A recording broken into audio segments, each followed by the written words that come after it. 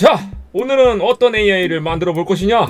내가 읽고 싶었던 그 영어 논문 좀 자세히 이해하고 싶은데 영어도 부담스럽고 분량도 부담스럽고 하지 않으셨나요? 오늘은 그런 분들을 위해서 텍스트화한 영어 논문 PDF 파일의 내용에 대해 요청이나 질문을 한글로 하면 바로 한글로 대답해주는 AI 봇을 한번 만들어 보겠습니다. 자, 그럼 마이디포 프롬프트 저장소로 렛츠기! 프롬프트 설계를 클릭! 싱글 프롬프트를 클릭! 오늘 AI 모델은 GPT-4O를 그대로 선택해 주겠고요. 프롬프트 설계는 이렇게 적겠습니다. 주어진 문서를 반드시 참고해서 요청 또는 질문에 반드시 한글로 답하시오. 답변은 해당 분야의 문외한이 보더라도 바로 이해가 될 정도로 쉽고 자세하게 하시오. 자, 오늘도 지난번 영상처럼 프롬프트에서 중괄호를 2개 넣었습니다. AI가 명령을 수행하기 위하여 필요한 소스 내용이 문서와 요청 또는 질문 이렇게 2가지이기 때문이죠. 그리고 입력창 2개로 만들어 놓아야 논문도 필요할 때마다 바꿔가면서 질문을 할 수가 있는 것입니다. 그리고 문서를 AI가 잘 인식할 수 있도록 항상 그랬듯이 홑 화살 괄호로 열고 닫아 주었고요. 그리고 요청 또는 질문 부분은 홑 화살 괄호가 아닌 요청 또는 질문 땡땡 그리고 중괄호를 넣어 주었는데요. 홑 화살 괄호가 아닌 이런 방식으로도 AI가 잘 인식을 할 수 있다 라는 점을 보여드리고자 써봤으니 설계하시면서 취향대로 사용하시면 되겠습니다. 고급 설정에서 설정값들은 기본으로 유지하고요. 시스템 메시지도 입력하지 않겠습니다. 오늘 테스트할 문서는 GPT 탄생의 계기가 된 논문인 Attention is all you need의 PDF 파일입니다.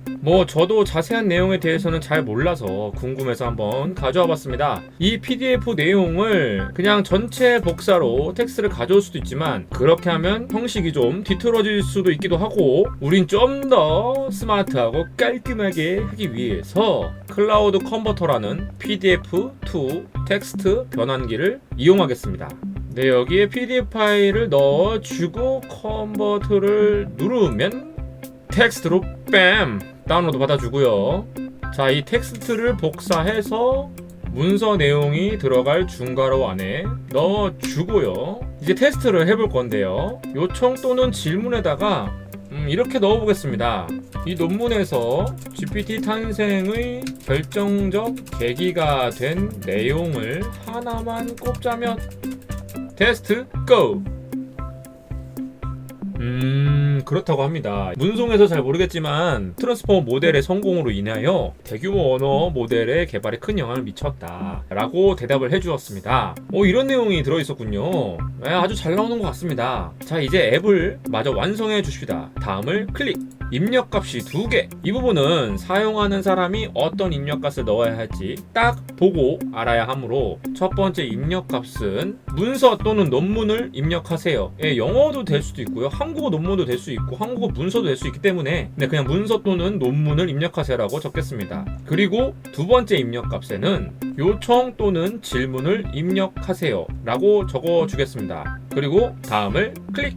제목으로는 논문 또는 문서에 대한 응답 AI 봇이라고 적겠고요. 사용 방법 가이드는 이렇게 적어주겠습니다. 영어나 한국어 논문 또는 문서에 대해 한글로 요청 또는 질문을 하면 한글로 요청을 수행하거나 질문에 답을 합니다. 그리고 추가로 이런 말도 써주겠습니다. 다른 언어의 문서도 가능할 수 있으나 검증되지 않았습니다.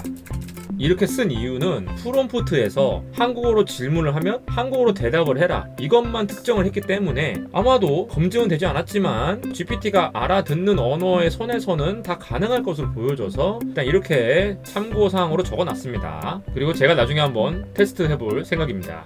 자, 이제 사용 방법 가이드까지 써주었으니 등록을 누르면 앱 만들기 끝! 자, 이제 정식으로 실행을 해보겠습니다. 이번에는 이 논문을 요약해달라고 해볼게요. 논문 내용을 입력창 1에 다시 넣어주고요. 그리고 입력창 2에 이 논문을 요약해줘 라고 입력하고 실행만 눌러주면 딱 끝! 자, 결과를 보겠습니다. 네, 요약이 아주 잘 된 것 같고요. 네, 이제부터는 입력창 1에 이런 식으로 영어 논문이나 문서를 텍스트로 넣어준 상태에서 여기 아래 채팅바에서 요청이나 질문을 하시면 딱 끝이 되는 것이죠. 뭐 더 해볼까요? 이 논문을 쓴 사람들을 알려줘. 네, 이렇게 또 알려주고요. 계속해서 질문을 할 수 있는 겁니다. 이 논문에서 가장 중요한 내용을 한 문장으로 뽑자면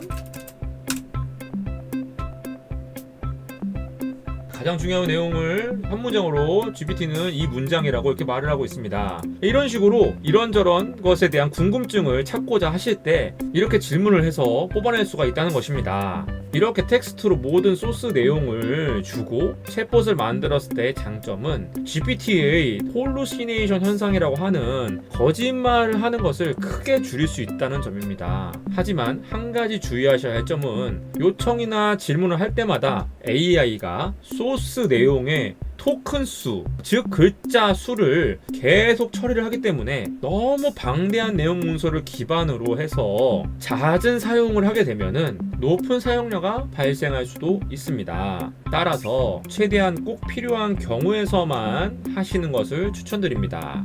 자, 어떻습니까 여러분? 프롬프트 설계에 소스 내용을 넣어주는 중괄호 2개를 사용해서 이런 방식으로 챗봇을 만들 수도 있다는 것 이해가 잘 되셨습니까?